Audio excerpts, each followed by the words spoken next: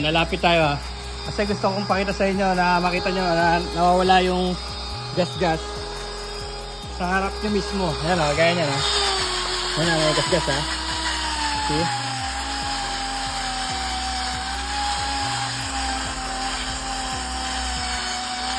See, nakita nyo yung gas-gas na yan.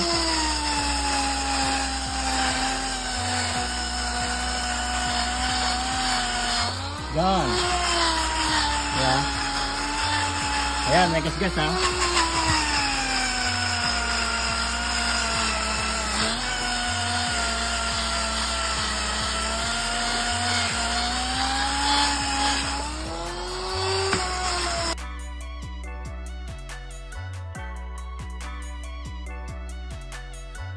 Totoo nga no, na tignan nyo yung mga aso.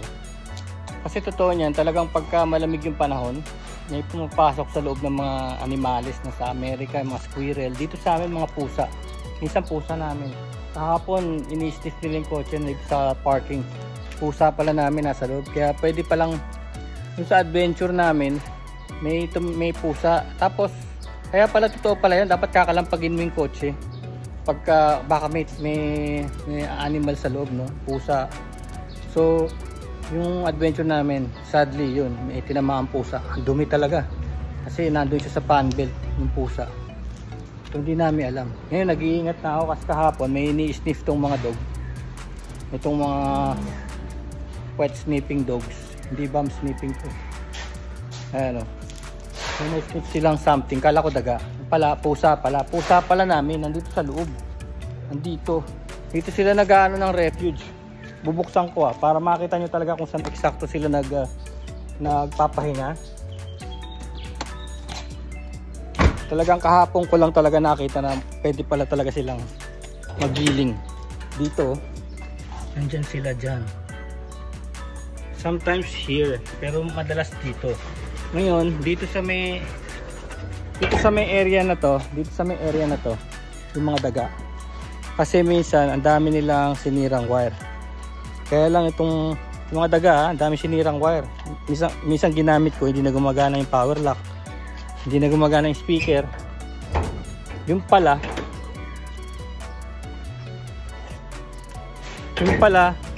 nagkakain ng daga yung yung wire. Ngayon, kakakalkal ng mga aso. Ayan o, tignan mo. Babaligtad ko na.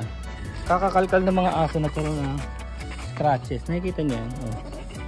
Talagang scratches. Inaakit kasi nila eh. Pero kasi nga maano sila eh, mga sensitive sila eh. Alam nila pag may mga animal sa loob. Kaya ngayon, sigurado ako baka may daga sa loob eh. O, ayan o. Kumaganyan sila o. May daga yan eh, may daga. Dito nag-i-stay yung mga daga eh. Dito sa loob nito. Tapos yung mga daga, hindi sila matatalino kasi gaya niya na. Andito na tayo, andito na yung mga aso. Tapos pinapukpok ko na yung sasakyan. Tapos pinaandar ko na. Hindi sila umaalis. Alam nila, hindi sila natatakot, hindi sila nag-startle. Kahit ganyan sila. Yung aso lang ang nagde-detect na nandyan sila. Nandyan sila sa loob. Yung mga daga na yun. Kali nakadalawa na sila eh. Nakakuha na sila ng dalawang daga. Hindi basta-basta hindi basta maliliit sa daga, malalaki. Dalawang dangkal. Siguro mga from head to foot, mga 1 footer, 12 inches yung mga daga. Dalawa na nahuli ko. Kaso kaya lang ang nangyayari, tignan mo yung nangyayari sa kotse. So, ayan o. Sandamakmak na yung scratches dahil sa mga ini-scratch nila. Ngayon, pag ginawakan ko yung scratch, wala siyang lalim, no? Kaya yung ito pala yung ibig sabihin na sinasabi nila na it will rub off. Tignan niyo yung mga memes sa internet. Sinasabi, pag merong bangga, no? Nag-joke sila pag may bangga. Sabihin it will rub off. Kulit nila, oh. May daga nga yan sa loob. Ay nako, pumasok na talaga. Kaya ngayon papakita ko sa inyo kung paano tanggalin yung scratches na yan. Pero palagay ko matatanggal natin yan ngayon, pero bukas meron na naman. Ayan o, kitang kita na o. Diba, ang lala na no. So yan yun. Yan yung pinagagagawa ng dalawang to.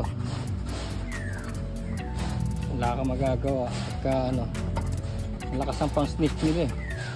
Kaya mamaya tanggal na yung bumper na yan. Mamaya, tanggal na yan. Sige. Sa lalaki nito. O sige, papakita natin na. Ayun, ito yun eh oh. Ito yung rubbing compound. 60 pesos lang to kasi konti lang to eh.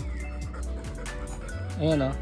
May cause eye irritation and skin irritation. Harmful if swallowed. Kakaiba to kasi hindi ito yung pang wax na sasakyan. Ginagamit to pagka kaka-repaint lang ng sasakyan nyo. So di ba pag nag-repaint kayo, may bulge, no? May tuldok-tuldok na minute. Ito yung pinang gagamit para pumino yun. Kasi matapang to, kumakain to ng pintura. Kahit natuyo ng ganyan, kahit na ilang taon na yung pintura na yan, kakainin niya yan. Paano nyo malalaman? Kasi yung basahan gagamitin natin, magkukulay ganyan. Ibig sabihin, matutunaw niya yung pintura, mapupunta rin sa basahan. Kaya nawawala yung scratches, pero hindi masyado malalim. Kailangan talaga yung mga ganyan lang. Papakita natin sa inyo. Pwede yung kamayin. Kasi naalala ko may talyar kami. Itong lugar na to is talyar to dati. Noong 1980s. Yun ang business ni Airpat. Puno ng sasakyan to. Kaya na-expose kami sa mga ganitong rubbing compound, yung type ng mga pintura. No? Mainit mainit yata yung napwestuhan ko. Pero hindi, kaya yan kamayin. Tapos ang ginagamit na basahan yung ganito, yung nabibili rin doon, ganito. Kayang kamayin niya na ganyan. Kaya lang, meron ako nito. This is like a battery drill. Tapos bumili ako ng ganyang tip. Ayan o. Ganyang tip. Tapos merong basahan. Ito, may nabibili ring basahan. So DIY lang yan, pero may nabibili niyan. Oh. Ito yung basahan. Oh. Washable. Lalagay mo dyan. Tapos ikot-ikot yan. Yun ang gagamitin natin. Tapos matatanggal ka agad yan. Agad-agad. Orasan natin na mabilis lang yan. Kasi unang-una titignan nyo, maraming gas-gas. Pero marami siyang gas-gas pero wala kang makapaw. Wala ka naman makapaw na umbok. Wala. Ibig sabihin sobrang ano lang yan. Sobrang babaw ang tawag nila. Sobrang babaw. Okay?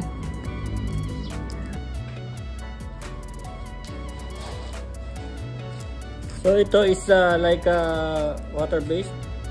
So pwede mo siyang sa brush. Pagtapos ka na, hugasan mo ng tubig.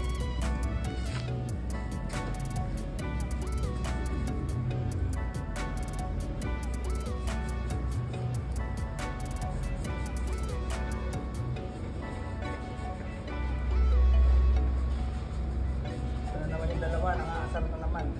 Uy, hindi nyo ito pwede kainin. Uy, pwede kainin, tumayo nga kayo dyan. Natanggal ko na nga yung stress. Okay dyan, tundo kayo. Puro kayo tuno. Laway.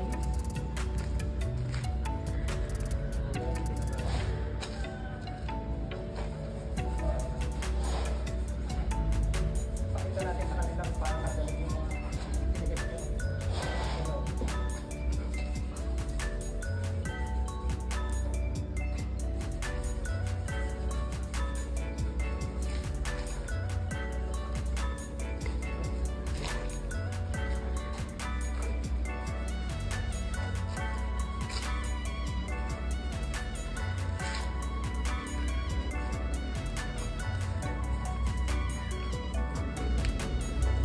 Wala. Actually, pwede na yung ganyan. Di naman actually din na dry. Kaya lang, bakit pala yung task ko dun. Kasi meron ako nakita sa isang thread ng PG1. Sabi, yung mga minor scratches daw. Alam mo na, bago yung motor, di ba? Medyo iningatan pa. Kaya, sinabi ko, rubbing compound. So, naisip ko, nung pinalmot ng mga aso, yun na, naisip ko na yung rubbing compound. So, at nga pala ako nasa PG1 na group. Wala naman ako PG1. So ito yung mga motor ko. Ang kapatid ko may PG1. Yamaha PG1. Kaya lang, siyempre lagi ko pang may biyahe kasama ako. Saling pusa. Kasi meron akong CB110 nandun. Tapos meron akong Wave 125. Ito diba. Tapos ito yung NS200. Ito yung Rouser 135. At may Vespa rito. Scooter. Ito yung Rouser. Minsan pinang-off-road ko rin ito eh. Kaya lang hindi ako makapag-river crossing. Nanginayang ako baka masira yung radiator ba. River crossing. Ito ang pang river crossing. Ito.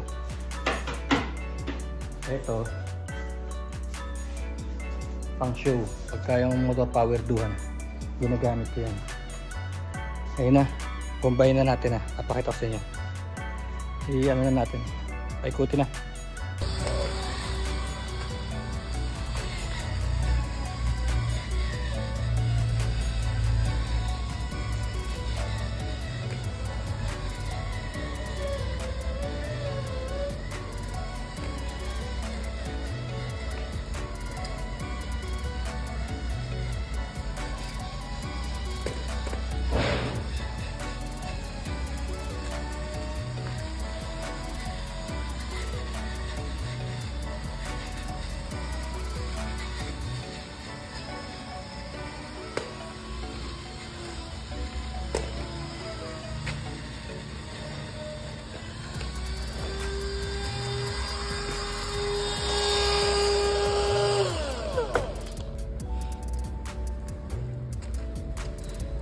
Oh, ayan o, gaya niya na.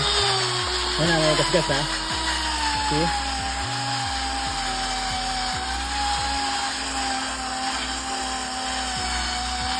See, nakikita niya ang gas-gas na yan.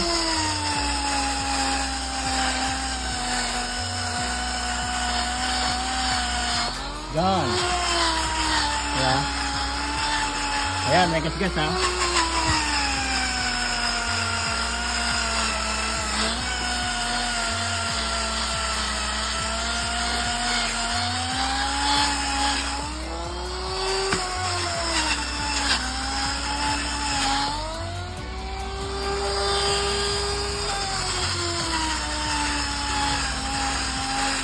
Kita nyo yun?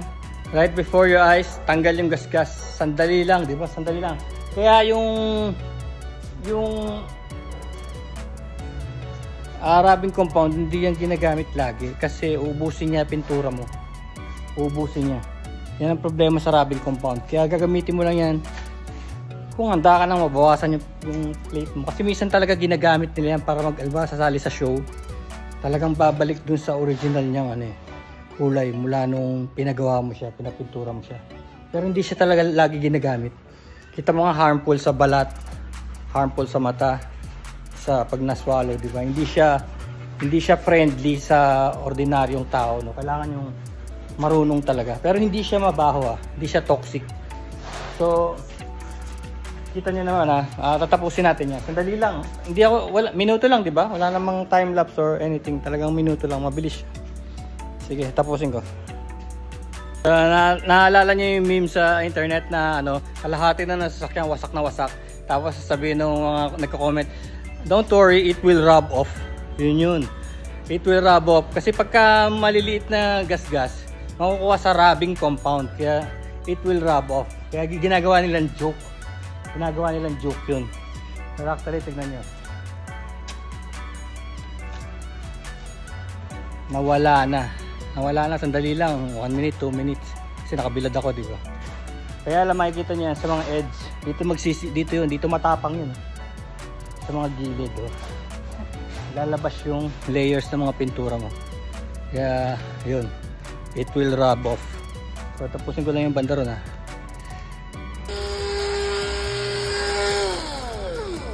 Tingnan nyo. Look.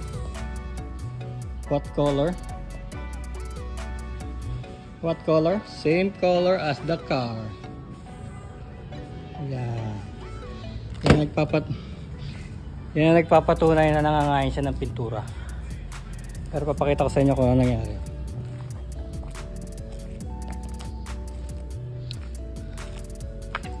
Wala na.